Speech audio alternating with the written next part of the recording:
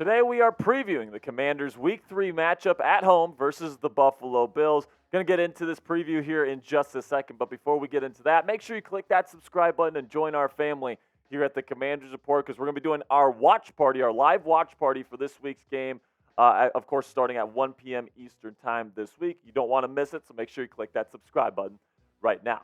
Now let's get into this this preview here where it's going to be a difficult game for the Washington Commanders. You know, you get a couple of relatively easier opponents your first 2 weeks. You get the Cardinals at home. You beat them by 4 points, and then you have that really impressive comeback victory versus the Denver Broncos in Week 2. Now you get a really tough opponent in the Buffalo Bills who just dominated the Las Vegas Raiders last week in Week 2. So you're looking at this right now, Commanders 2-0, looking to stay undefeated in the Josh Harris era here in the second game at FedEx Field this year. They've already sold out the game, which is crazy for FedEx Field because if you remember, during the Dan Snyder era and the waning moments of the Dan Snyder era, I mean, the stadium was empty. I mean, it's known around the league as the worst stadium in the league, but now that the energy has been completely re-injected into this fan base, it's nice to see that FedEx Field's going to be full at 1 p.m. Eastern Time on Sunday. Now let's talk a little bit about the Bills, this week's opponent. Of course, they're 1-1. Lost in Week 1 to the Jets, beat the Raiders in Week 2. Their head coach is Sean McDermott,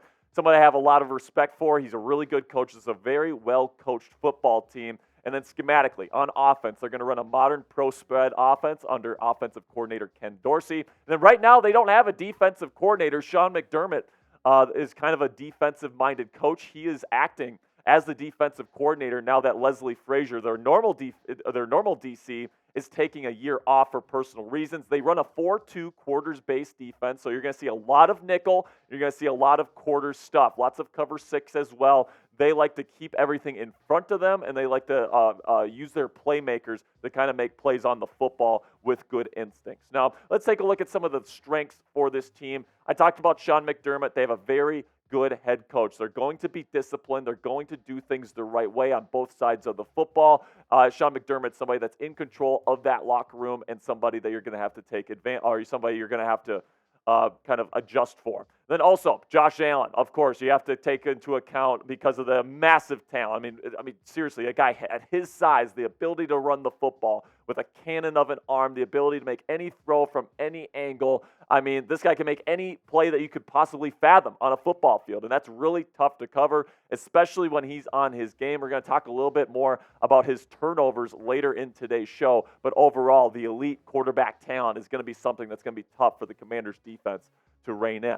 Then also, they have a legitimate number 1 wide receiver in Stefon Diggs. I mean, you just can't deny this guy's talent. He's a little bit on the shorter side, but he's got incredible route running acumen. He's got great hands, great body control to make contested catches. This guy's a legit number 1 wide receiver in this league. He is probably their only truly dynamic weapon here on offense. They have a couple of different nice pieces, Gabe Davis, James Cook, etc. Dawson Knox is a decent tight end option, but he's going to be their number 1 guy. Definitely got to keep your eye on him. Then also, I think the offensive line for Buffalo in the past hasn't been as good.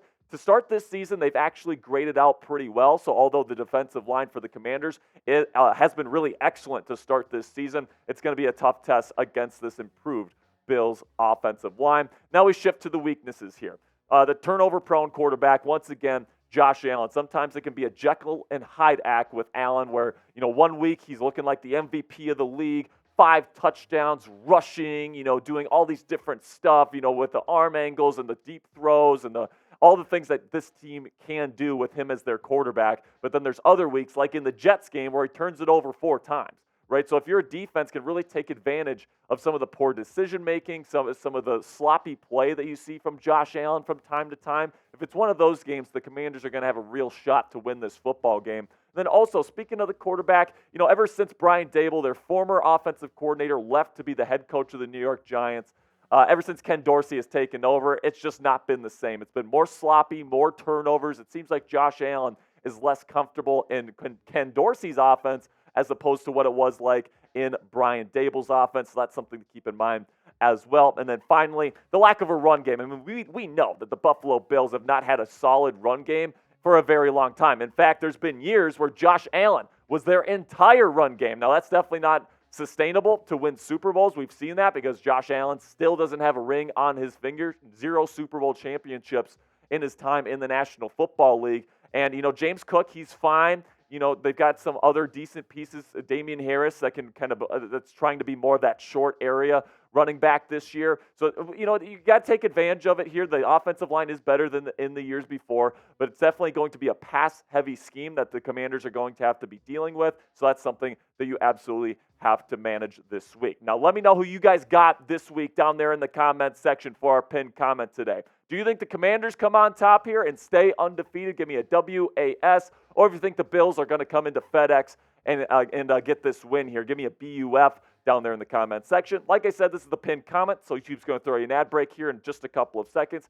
When that happens, take advantage of that time by answering today's pinned question. All right, so now some matchups to watch. I got 3 key matchups when it comes to the Commanders versus the Bills that I think you need to absolutely be keeping your eye on here heading into the week. Number 1, QB1, Sam Howell versus the Bills defense. The Bills defense, you look at it, Von Miller's not in there right now, so they don't have that true dynamic threat, but it's a very good defense. We're going to get to some of those impact players here in just a sec. But let's take a look at Sam Howell, what he's been able to do over the first 2 weeks of this season. And let me tell you, man, I have been impressed. 65.7% completion percentage, 250 yards a game, 4 touchdowns total, 1 rushing, 3 passing to just 1 interception. It does have a fumble that went back for a touchdown against the Arizona Cardinals. But overall, man, I've been super impressed with Sam Howell. Stepping up in the pocket presence, the accuracy, the ability to target in the middle of the field is something you just don't see all that often. I think he's a legitimate starting quarterback in this league. Now, this defense, some very, very good players. Arguably the best linebacker in football right now is Matt Milano. He's currently the highest graded inside linebacker according to Pro Football Focus. He's definitely probably their best player on the field on Sunday defensively. Greg Rousseau, another player you're going to have to keep your eye on. He's an excellent edge rusher. With Von Miller out, he's their number 1 option. He's done a great job to start this season. They got a great pair of safeties in Micah Hyde and Jordan Poyer. Daquan Jones and Ed Oliver, as well as their defensive tackles, extremely solid. It's going to be tough to run the football up the middle with those 2 guys in the middle. Now, when it comes to Sam Howell, this is his opportunity. Denver, they had some nice players, Pat Surtain, Jeffrey Simmons, good linebackers. It wasn't a cakewalk there in Denver. The Cardinals, whatever, it's kind of a lower level defense, but this is going to be the toughest test of his young NFL career to this point. Don't give me the Cowboys, all right? They were playing pretty much a preseason defense last year when they played Sam Howell. They weren't giving away any of their playoff secrets that they were going to unleash against the Tampa Bay Buccaneers last year. So they played a lot of spot coverage, all this different stuff that you see in the preseason. So don't come at me with the Cowboys defense here. This is going to be the toughest test that Sam Howell has had in his young career because the Bills are disciplined. They run their defense extremely effectively. There's great chemistry all over the place. And even though they don't have Von Miller, it's definitely going to be a tough test for Sam Howell, even at home. And I'm so excited to see if he can continue to impress. He's had the answers to the test to this point. He's done a great job at executing the game plan through the first 2 weeks. If he can show us that he can really put together a great performance against this defense, I'm going to be 100% sold on this kid moving forward. Now, be honest with me down there in the comments section. What is your confidence level in QB1 Sam Howell right now? He's been certainly impressive to start this season, so let me know. Put it on a scale of 1 to 10 for me down there in the comments section. For me, I'm at a 9 right now. I'm not all the way there to 10. If he puts up like 280 plus yards here with multiple passing touchdowns and limited turnovers here in this game, and he looks impressive again, I think I'm going to put it at a 10. I think for sure he is this franchise quarterback at this point, but I want to see it against a really good defense in this league. I know the Commanders' offensive line hasn't been fantastic, but I think watching these games, I've done a pretty good job at filtering that stuff out, saying, yeah, that play was on the offensive line, and really deciphering the things that Sam Howell can do and then what he's actually doing on the football field. Second matchup you need to watch out for here, Montez Sweat versus Spencer Brown. So it's the edge rusher versus the right tackle matchup here for the Washington Commanders. Montez has been fantastic so far this season with a sack and a half, 2 forced fumbles, 2 tackles for loss. He's been absolutely fantastic. One of the best run defenders in the National Football League as well. And Spencer Brown, their right tackle, has never graded over a 60.0 in a PFF grading system over his 3-year NFL career. Right now he's grading out at 59.9, which is the lowest on the Buffalo Bills offensive line. And he's going up against Montez Sweat, who is currently the highest graded a defensive lineman for the Washington Commanders. Now we get to that last matchup you need to be watching out for, Andrew Wiley versus Greg Rousseau. Another edge rusher versus right tackle matchup. Wiley's been the lowest graded offensive lineman for the Commanders through the first 2 weeks with a grade of 63.9. Definitely not great, especially given the amount of money the Commanders are paying him. And then you look at Greg Rousseau, somebody that's really come into his own this season with an 86.7. That's the 12th highest among edge rushers in the National Football League to this point, and it's the highest on the Bills' defensive line. Andrew Wiley's definitely going to have to hold his own to protect Sam Howell in this game. Now, coming up here, I got my keys to victory. 5 keys to victory for your Washington Commanders to remain undefeated at the end of this Week 3 matchup. But before I get into those, check out our friends at BetUS. Go to chatsports.com/bet. Use promo code CHAT125 for a 125% deposit bonus. Now, what does that mean, a deposit bonus? That means if you put in a deposit of $100 to $600 on the BetUS website, they're going to match that money 125% for you to use on your bet. So if you put in $100, for example, they're going to give you $125 additional dollars. So $225 for a $100 deposit. I think that's a great deal. If you want to take advantage of that right now, go chatsports.com/bet. Use promo code CHAT125 to take advantage of that deposit bonus today. First key to victory for your Washington Commanders is you got to let Sam Howell cook, okay? Now, I've been extremely impressed with how Sam Howell has played. I'm going to be completely honest with you. Completely unknown entity coming into this season, has dealt with inconsistencies going back to college. And this year, I think he's really cleaned a lot of that up. He's moving in the pocket really well. He's doing a fantastic job targeting the middle of the field. Eric Bieniemy is giving him game plans that he feels comfortable with, and you can really see that put itself on the field and on the tape. I think that he's doing a fantastic job. It's a good defensive line for the Bills, so I don't think you're going to have a great opportunity to run the football in this one. So you got to let Sam Howell cook from the pocket in this football game if you want to win. Number 2 on offense, another offensive point here. You got to hold the fort on the offensive line. Like I just said, the Buffalo Bills defensive line, it has a lot of really solid talents like Ed Oliver and Greg Rousseau, and Daquan Jones. Those guys are going to be really good players along their defensive line, and you got to keep Sam Howell clean for long enough so he can target guys like Terry McLaurin, Jahan Dotson, Logan Thomas if he plays this week with that concussion. So you really got to keep Sam Howell's plate clean as much as you possibly can. They've held the fort a decent amount here these first couple of weeks, but this is probably the best pass rush that they have faced all season to this point. It's going to be interesting to see how it shakes out.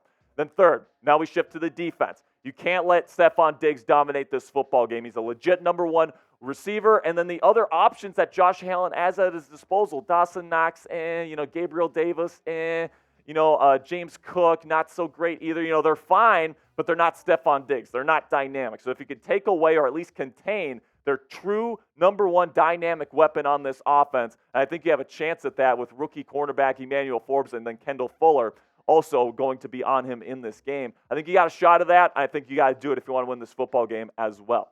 Then we talk about Josh Allen and his dynamic ability to make plays outside of the pocket, his ability to get outside the pocket as a runner and really make things happen with his feet. You got to keep him in the bucket or in the pocket, so to speak.